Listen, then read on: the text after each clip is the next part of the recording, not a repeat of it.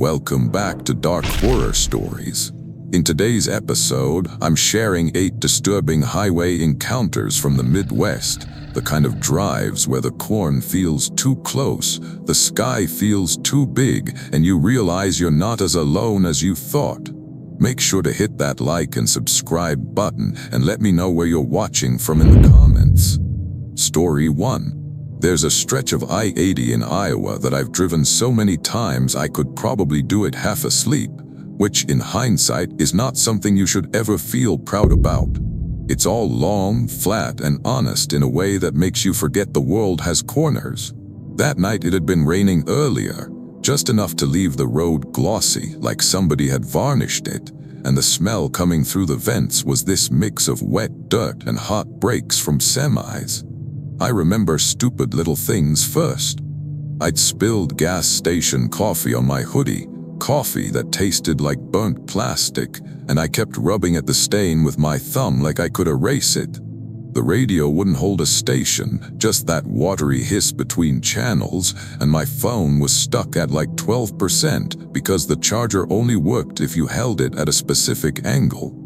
I had a bag of sour gummy worms in the cup holder, but they'd melted together into one sad brick. I'd been putting off replacing my windshield wipers for weeks, so every time they swept, they made this squeaky, desperate sound like rubber begging for mercy. I was driving back from Omaha. Don't ask me why I didn't just stay the night. I think I told myself I'd sleep better in my own bed, or maybe I was annoyed at my friends snoring. It's always something that sounds reasonable at 2 in the afternoon and starts sounding dumb around midnight. It must have been, I don't know, maybe 1:30. Could have been later. The clock on the dash was wrong by a few minutes because I'd unplugged the battery last week and never fixed it.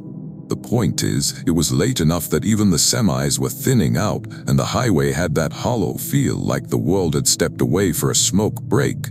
I saw the first sign of it in my rearview mirror. At first I thought it was just a car catching up. 2 headlights low and steady, but they weren't moving the way headlights should. They weren't gaining, weren't falling back. They sat in the same place behind me like they were pinned there. I told myself it was an optical thing, rain on the glass. The way distance messes with you on flat land, so I changed lanes, left, then back right. The lights stayed centered, like they were attached to me, not the road. I got that dry mouth feeling you get when you realize you've been holding your breath without noticing. My fingers tightened on the steering wheel hard enough that my knuckles started to ache, and I had this sudden awareness of how exposed a car really is. A metal bubble on a black ribbon, surrounded by miles of nothing. I sped up a little just to see. The lights didn't change. I slowed down, same. And then, this is the part that still bothers me more than the scary parts, I started doing math. Like, okay, if they're matching speed exactly, they're either really good at it or they're not on the highway at all. That's what my brain chose to chew on, not something is wrong. Just that's statistically unlikely. Another stupid detail, the air freshener hanging from my mirror was one of those pine trees, but it smelled more like chemicals than pine, and it swung back and forth in a slow, tired arc. I watched it instead of the mirror for a second, like I could hypnotize myself into calm. Then a voice came through my car speakers, not the radio, not a station. Just a voice soft and close like someone leaning in from the back seat. "Evan," it said, and I know what you're thinking, Bluetooth call, pocket dial, some glitch. I thought the same thing. I actually glanced at my phone, still sitting in the console, screen dark. No call, no notification. And the voice said it again, a little more impatient. "Evan." The worst part is, it was my mom's voice. Not a perfect impression either, not theatrical, just my mom, the way she says your name when she's half distracted and trying to get your attention from another room. My hands went numb, not metaphorically, like pins and needles, like I'd slept on them wrong. I told myself, okay, memory does weird things. Radio static can sound like words. People hear faces in clouds, right? It's just my brain searching for patterns. But it kept going, not words exactly, more like the start of words. breaths shaped like syllables. And underneath it, I started hearing something else, a faint tapping. I thought something was wrong with my engine at first, like a loose heat shield. But it wasn't from the front. It was from the right side, like fingernails on glass. I looked over. There was nothing beside me except the shoulder and the dark beyond it. Cornfields, probably, or soybeans. I couldn't see far enough to tell. The tapping moved forward along the passenger window, like something walking its fingers toward the windshield. I did the most rational thing my terrified brain could think of. I turned on the interior light. That was my big plan. Light equals safety. Like whatever was out there would see the dome light and go, "Oh, sorry, my bad." The light came on, washing the inside of my car in that ugly yellow glow, and for a second I saw my own reflection in the passenger window, wide eyes, mouth slightly open like an idiot. And behind my reflection, pressed against the outside of the glass, was a hand. Not a human hand. Too long, too thin.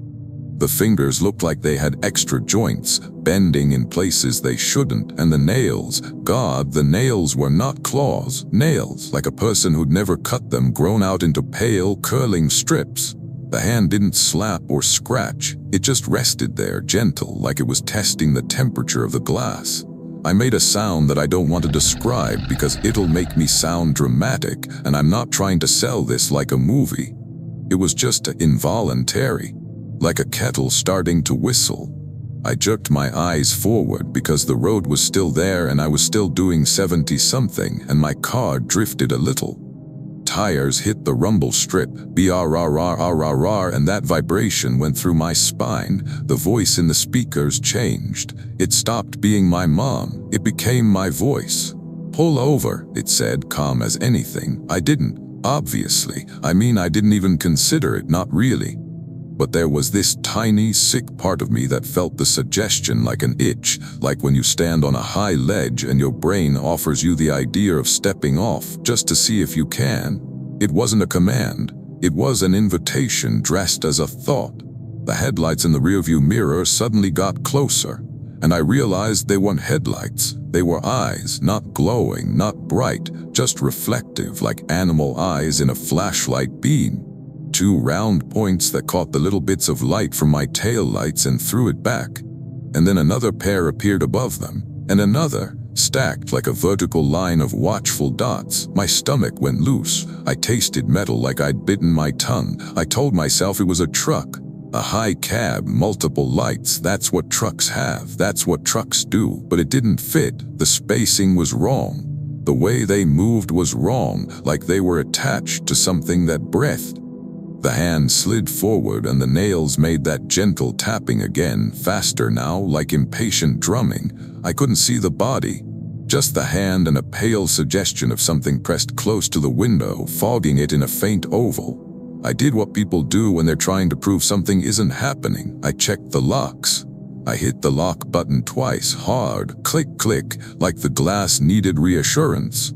The voice, my voice, said, "You can rest." I swear I could feel breath on the passenger window, not heat through the glass. Actual breath patterning the fog, blooming and fading, and then it did the thing I can't shake.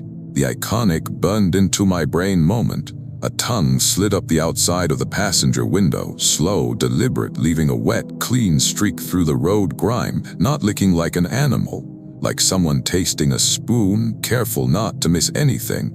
I think my whole soul tried to exit through my throat.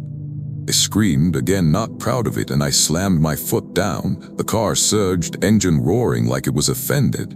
The wet pavement hissed under the tires. My speedometer climbed. 80, 85, 90. The hand didn't let go. The fingers flattened, stretching, and the nails started to squeal as wind pressure pushed them back.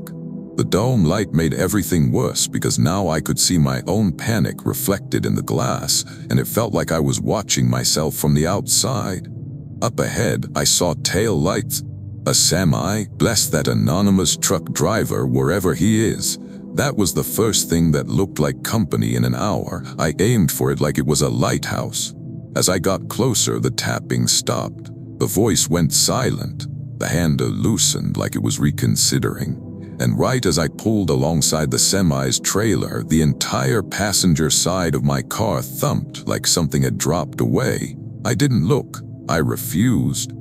I kept my eyes on the road and stayed near the semi like a nervous fish under a shark, matching its speed, riding its presence. For the next, 10 minutes, maybe 20, nothing happened. No voice, no tapping. The rearview mirror showed only darkness and occasional distant headlights that behaved normally. When I finally took the next exit, some tiny town, a cluster of sodium streetlights and a closed diner, I pulled into a gas station that was still open, the kind with harsh fluorescent lights that make you look sick. My legs shook so hard I had to hold the door frame to stand up. Inside, I bought a bottle of water I didn't need and a pack of gum I never opened, just so I'd have an excuse to talk to the cashier, to hear another human voice. The cashier, a guy with a lazy eye and a sweatshirt that said State Fair 2012, asked if I was okay. I told him I'd hit something on the highway, a branch, an animal, I don't know. I lied so smoothly it scared me. I went back outside and walked around my car, forcing myself to look. The passenger window had 3 long, clean streaks in the grime, like something had wiped it with fingers. And along the top edge of the door, right where the window meets the frame, there were tiny dents, not scratches, dents, evenly spaced like someone had pressed the tips of spoons into the metal. I stood there under the buzzing station lights, listening to the distant rush of the highway, and I realized something else. My passenger seatbelt was unlatched. I always buckle it behind the seat when I'm driving alone because the buckle rattles. It's a stupid habit. But it was unlatched, hanging loose like someone had used it and then let it go. I drove the rest of the way home with every light on inside the car, like a kid afraid of the dark, and I kept swallowing because my mouth wouldn't make saliva. When I got home, I didn't go to bed. I sat on my couch until sunrise with all the lamps on, and I listened to the pipes tick in the walls. Sometimes, when I'm alone in my car at night and the radio slips into static, I still hear someone breathing like they're leaning in close. And I don't ever turn on the dome light anymore. Story 2. The thing about Illinois is it tricks you into thinking you can see forever. The land's so flat in places that the sky feels like it's resting on your shoulders. You get these long county highways where the corn stands like walls, and every so often there's a farmhouse light in the distance that looks like it's floating, unattached to anything real. I was driving south from Rockford toward Bloomington. Again, don't ask me why I insisted on night drives back then. I think I liked the feeling of being the only person awake, like I'd found a loophole in the world. That night I had a half-eaten breakfast sandwich wrapped in foil on the passenger seat, and it made the whole car smell like cold egg. My tires needed air, so the steering wheel had this faint wobble at 65. I'd been listening to an audiobook but kept rewinding the same chapter because I couldn't focus. And the little blue light on my dash, something about tire pressure, kept blinking like it was trying to start a conversation. There was a detour sign I hadn't expected, one of those orange ones that looks temporary but has been sitting there long enough to collect grime. It funneled me onto a narrower road, 2 lanes, no shoulder, corn right up to the white line. I told myself it was fine. Detours happen. Follow the signs, you'll be back on the main route in a few miles.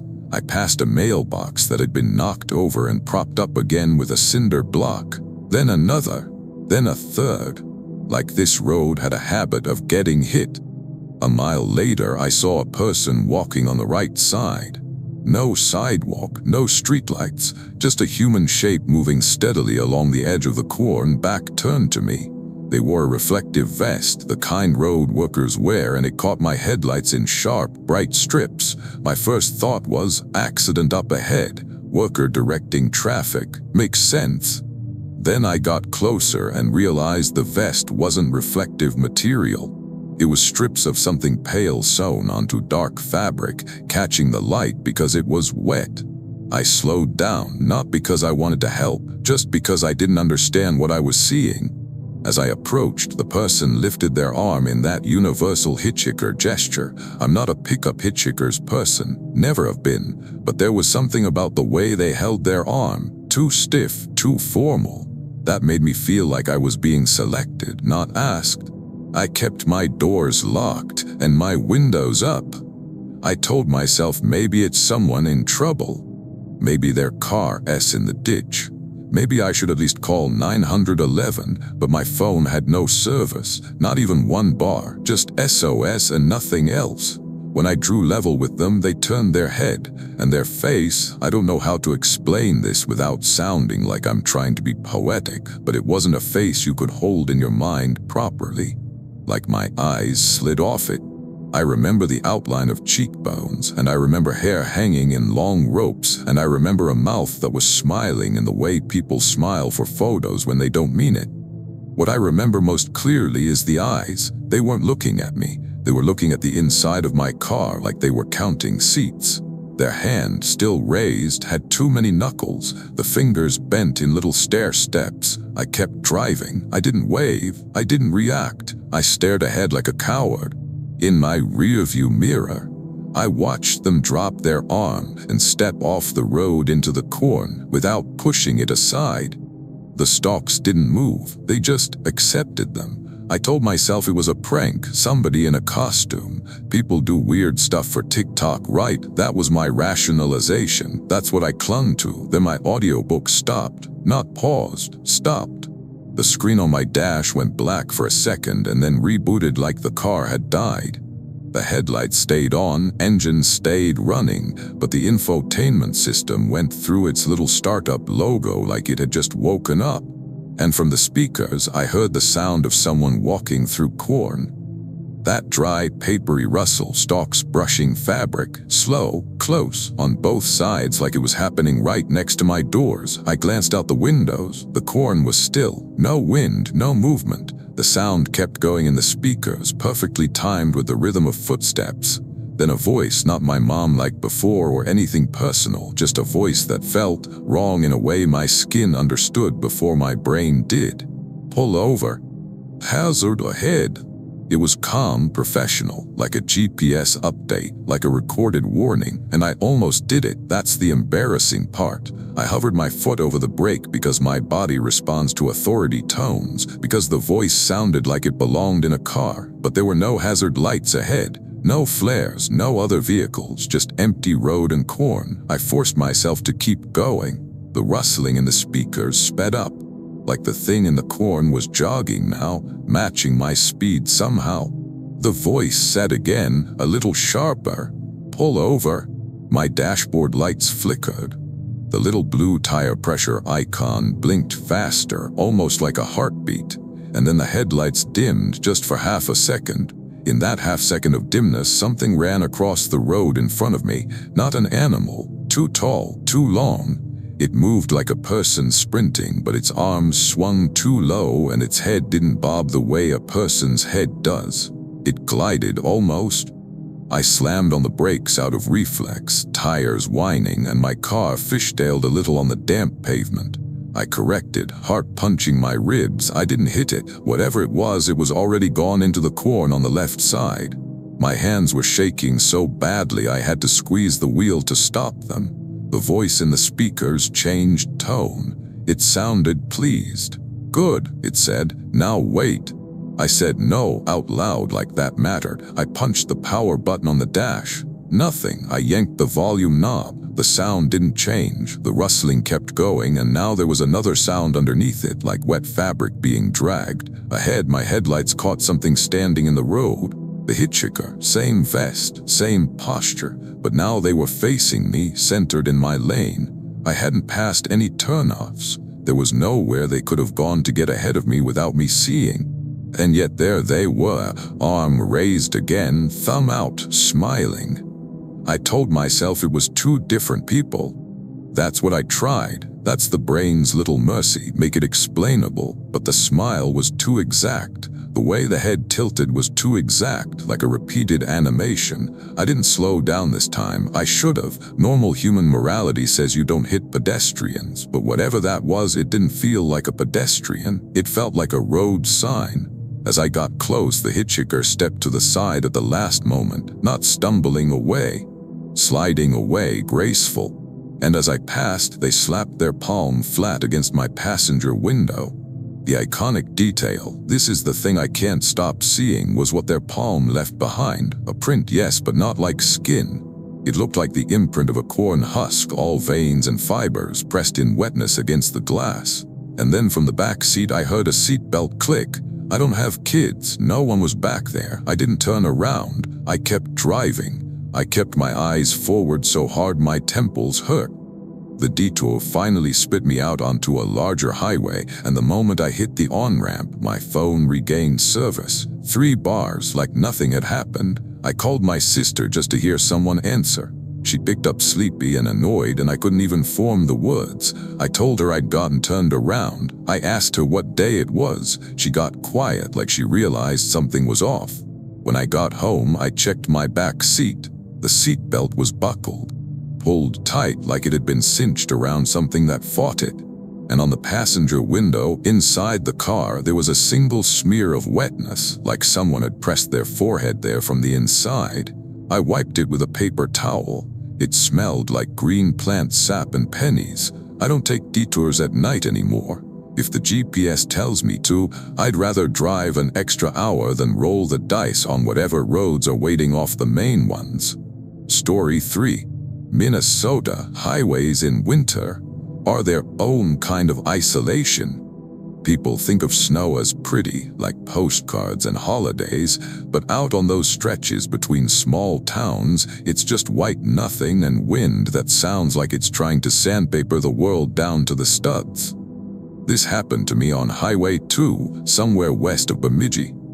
I was coming back from a job site, seasonal work, the kind where your hands stay cracked no matter how much lotion you use.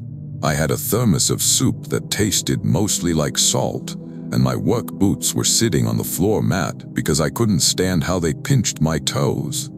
The cab of my old pickup smelled like damp wool and gasoline. I'd hung a tiny bag of jerky from the rearview mirror because I'd forgotten it was there, and it kept tapping the glass when the wind hit. It was late afternoon, but it already looked like dusk because the sky was that dull pewter color.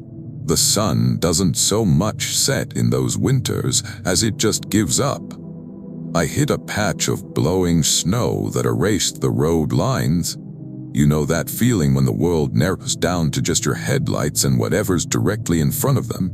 That was me, white tunnel, nothing else. And then I saw a car on the shoulder, hazard lights on, blinking amber through the snow.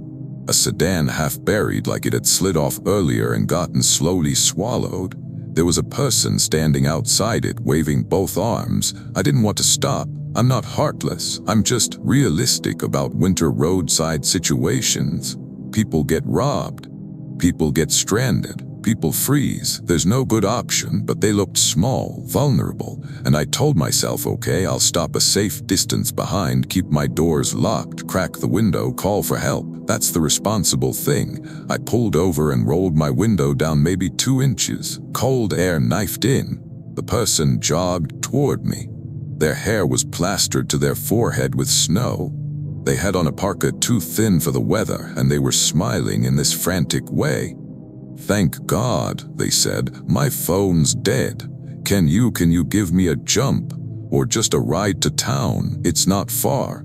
Their voice sounded normal, breathless, human. I glanced toward their car. The hazard lights blinked like a heartbeat in the whiteness. I couldn't see anyone else. I told myself, don't be paranoid, it's freezing, this person could die. So I cracked the door open just enough to talk clearer, still keeping my foot braced like I could slam it shut. "I can call," I said. "I'll call roadside. You can wait in my truck if you want, but..." And then I noticed something about their coat. The snow on it wasn't melting. It should melt, right? Even in cold air, your body heat warms the fabric. Snow clumps melt into dark, wet patches, but the snow on their shoulders sat there, perfectly dry like foam. They leaned closer, and I got a whiff of something that wasn't winter air, something faintly sweet, like old fruit. "I just need you to open up," they said, still smiling. "It's so cold."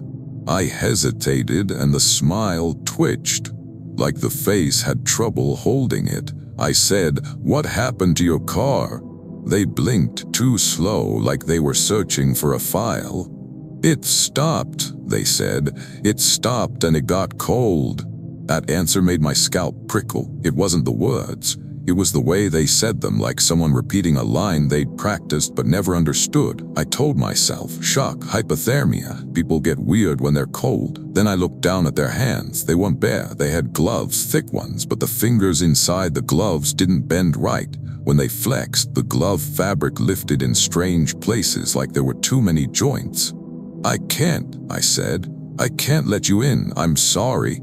I'll call for help." The smile disappeared, not dropped into a frown, just turned off like someone pulled a plug. They reached toward my door handle with that wrong-gloved hand. I slammed the door shut and locked it. Again, I know it was already locked, but panic makes you do redundant things like that. They stood outside my window, snow swirling around them and their head tilted. And then, in a voice that sounded exactly like mine, my cadence, my little throat clear before I speak, they said, "Just open it, don't be dramatic." My stomach lurched so hard I thought I might throw up. I'd never heard my own voice from the outside like that, not perfectly. It felt like someone had peeled the skin off my identity. I put my truck in drive. The person slapped both palms against my windshield, leaving two perfect prints in the frost. Not handprints, hoofprints. That's the iconic detail. Two wide, cloven impressions like deer hooves pressed flat by something pretending. The moment those prints hit the glass, the inside of my cab got colder. Not winter cold, not drafts. A sudden cold like opening a freezer full of metal. My breath fogged instantly. The dashboard display flickered, numbers blurring. I hit the gas and the tires spun on the snowy shoulder. For a second I thought I'd stuck myself. That's the terror, realizing your escape depends on traction. The thing ran alongside my truck as I lurched back onto the highway, keeping pace like it didn't care about snow or physics. Its feet didn't slip. Its arms didn't pump the way they should. It turned its head and pressed its face to my passenger window. And I saw, through a lace of frost, that it didn't have eyelashes. It didn't have eyebrows. The skin around its eyes was smooth like wax. The eyes themselves were cloudy like milk glass, reflecting my dashboard lights in soft, dead circles. It opened its mouth and I saw something that made me almost swerve. The inside wasn't pink. It was the pale gray of raw mushroom. It mouthed words without sound. I kept going until I saw the warm glow of a town ahead. Just a handful of lights, but enough. As soon as I crossed into the first streetlight, the cold in my cab eased. My windshield cleared a little. The thing wasn't at the window anymore. I drove straight to a gas station and parked under the brightest lights like a moth desperate for heat. I sat there shaking, hands hovering over the wheel, listening for footsteps on snow. After a while, I forced myself out and checked the windshield. The hoofprints were still there, outlined in frost, but the frost around them had melted in a perfect ring, like something hot had been pressed there from the other side. And on my driver's side mirror, there was a single strand of hair, long, white, coarse, looped around it like it had been tied on purpose. I cut it off with my pocket knife. I threw it in the trash. I washed my hands 3 times when I got home, and I still felt like I could smell that faint sweetness for days. Story 4. Kansas at night has this particular emptiness that makes you feel like you're driving across the surface of a dark ocean. No trees in some places, no hills, just road and wind and the occasional lonely light that might be a farmhouse or might be a reflection. I was on Highway 54 heading east, moving a little faster than I should have because I wanted to get to Wichita before the last decent hotel prices disappeared. My car was cluttered with receipts and a crumpled road map I'd bought out of stubbornness, like I didn't trust GPS. The AC was broken, so I had the window cracked even though it was chilly, and the wind kept whipping my hair into my face. I'd been chewing sunflower seeds and spitting shells into an empty bottle, which is disgusting, I know, but it keeps you awake. I remember passing a billboard that had been half peeled away by weather, leaving just a giant smiling mouth advertising something that no longer existed. That image stuck with me, maybe because it felt like the only thing in the landscape that had any expression. Then I saw the deer. It stood in the middle of the road like it owned it, head down, eyes reflecting my headlights. I hit the brakes, heart slamming, tires chirped. The deer didn't move. I flashed my brights, expecting it to bolt. It lifted its head slowly, and it smiled, not like animal baring teeth. Deer don't do that. This was a human smile, stretched too wide, teeth too even, sitting on a deer's muzzle like someone had pasted it there. I froze with my foot on the brake, engine idling. My entire body went still except for my pulse. I told myself it was a trick of light, a branch shadow, a weird angle, but the deer's mouth opened and a laugh came out, not a deer sound. A laugh, low and amused, like someone hearing a joke they'd been waiting for. My car's interior lights flickered, and the dashboard clock reset to 12:00. The deer stepped closer. Its legs moved like a person walking on stilts, too careful, too measured. I threw my car into reverse, tires crunching gravel, backing away fast. In my rearview mirror, I saw more shapes emerge from the ditch, other deer maybe, but they stood too upright. Their heads were wrong, their necks too long, and each of them had that same too human smile. I backed until the road behind me curved and my headlights no longer illuminated them. Then I spun the wheel, did a clumsy three-point turn on the highway shoulder, and gunned it the other way, not caring if I ended up in another state. I didn't stop until I hit a lit-up truck stop, where the smell of diesel and fried food felt like a protective charm. In the bathroom, washing my face with cold water, I noticed a smear of mud on my cheek. I hadn't touched mud. When I went back outside, my car had something on the hood. A single sunflower seed shell, placed dead center, like a little calling card. Story 5. Wisconsin backroads can feel friendly in the daytime. Dairy farms, little taverns, roadside cheese shops with goofy signs. At night, though, everything becomes silhouettes and isolated porch lights, and the woods close in just enough to make you aware how much of the state is still trees. I was driving north of Eau Claire to meet friends at a cabin. I'd agreed to bring firewood, which meant my trunk smelled like sap and damp bark. My back seat had a cooler full of soda, and the ice was melting, sloshing every time I took a turn. I kept checking my mirrors because my taillight had been acting up and I was paranoid about getting pulled over. The radio was playing polka, which I swear I didn't choose. I must have bumped the dial and I was too lazy to fix it. I took a wrong turn, not dramatic, just one of those moments where the GPS tells you to go left and you're already past the left. So I followed the reroute and ended up on a narrower gravel road that felt older than the map. Then I saw the cabin, not the one I was going to. This one was tucked back from the road, barely visible between trees, no lights, roof sagging, porch collapsed. I slowed because it had that weird pull abandoned places have, like your brain wants to fill in the story. There was a woman standing in the doorway. She wore a nightgown which made no sense for the cold. Her hair hung straight down, and she was facing out like she'd been waiting for a car to come by. I told myself, maybe she needs help. Maybe it's a prank. Maybe it's someone's grandma who wandered out. As I passed, she lifted her hand and waved, but her arm didn't bend at the elbow. It lifted in one stiff piece like a doll S. I glanced in my mirror and saw she was still waving, arms still raised, but now she was at the edge of the road behind me, too close, too fast. No footsteps, no blur of running, just there. I hit the gas, gravel spitting. My heart felt like it was trying to crawl up my throat. A tapping started in the trunk, not shifting wood. Tapping, 3 taps, pause, 3 taps, like someone knocking from inside. I told myself it was the firewood settling, heat changes, car vibrations, anything. But the tapping responded when I spoke. I whispered, "Stop," without meaning to. The tapping stopped. Then from the back seat I heard a quiet sigh, like someone settling in. I drove straight past my friend's turnoff and didn't stop until I hit a 24-hour grocery store in a town I didn't even recognize. I left the car running and popped the trunk under the bright lights.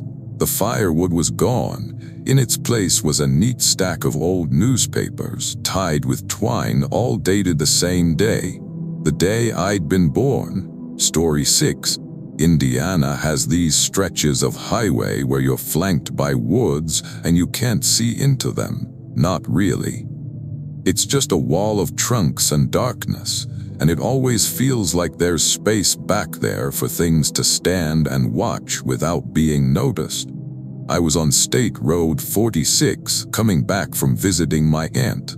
I had a leftover casserole in a foil pan on the passenger seat, and it kept sliding every time I turned, making that metallic scrape that sets your teeth on edge. My headlights were a little foggy old plastic, so the light ahead looked dimmer than it should have.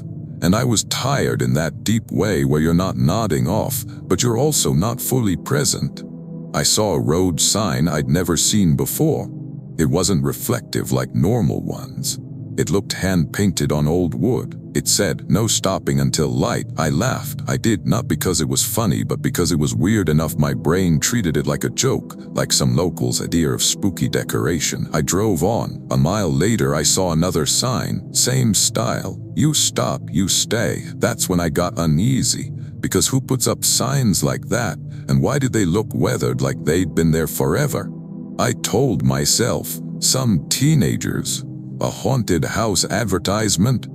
A farmer being dramatic. Then my engine sputtered, just once, like a hiccup. The dashboard lights flickered. The car kept going, but my stomach sank because cars don't hiccup for no reason. Then it sputtered again, longer. I whispered no, like I was bargaining with the machine. The road ahead dipped, and in the low spot my headlights caught something standing in my lane.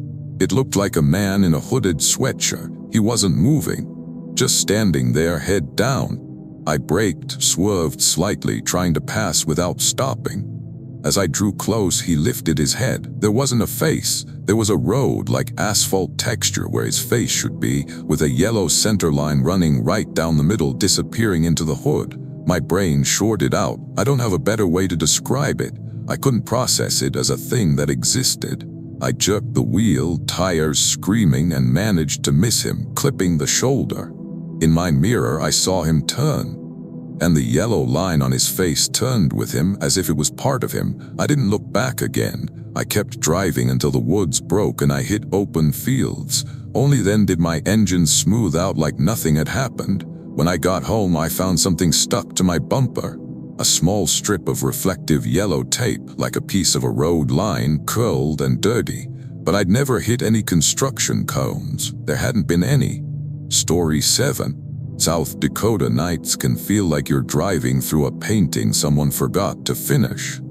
Big black sky, stars that look too sharp, and road that stretches out like it's going somewhere important even when you know it's not. I was on I-90 near Wall, heading west.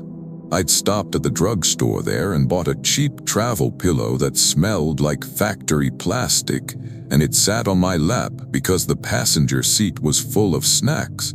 Beef jerky, trail mix, a bag of those powdered donuts that leave your fingers sticky. I was listening to late-night sports talk just to have a human voice around. That's when I saw the billboard, not a normal one, just a blank white billboard, no ad, no logo, but it had a spotlight pointed at it, illuminating it like it was supposed to matter. As I got closer, letters appeared on it, not lit up, painted maybe, or I don't know. They weren't there until I was close enough. It said, "Turn around, Dana. My name is Dana." I hadn't told anyone I was driving that night except my roommate, and she wouldn't have been out there messing with billboards. And how would anyone even?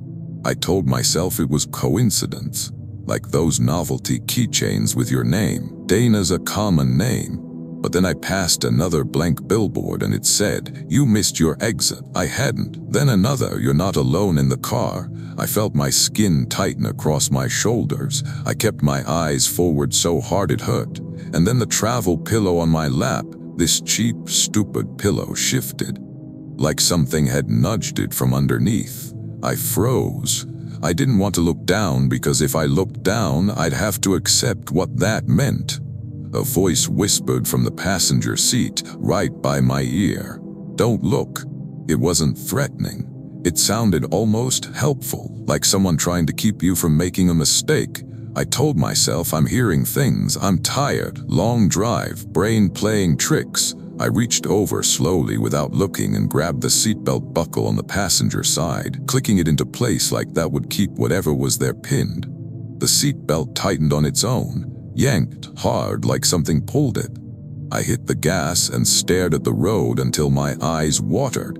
I made it to Rapid City and pulled into a hotel parking lot that felt too open, too exposed under the lights. When I finally dared to check the passenger seat, there was nothing.